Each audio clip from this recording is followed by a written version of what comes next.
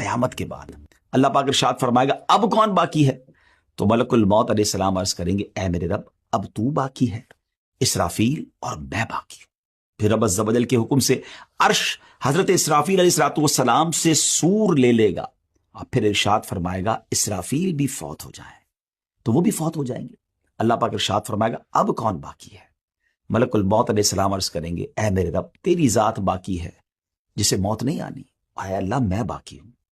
اللہ کریم ارشاد فرمائے گا تم بھی میری مخلوقات میں سے ایک مخلوق ہو، میں نے تمہیں جس کام کے لیے بنایا تم نے اسے دیکھ لیا، کیونکہ اب تو کوئی نہیں تھا نا جس کی روح قبض کرنی ہے، تو ارشاد ہوگا اب تم فوت ہو جاؤ۔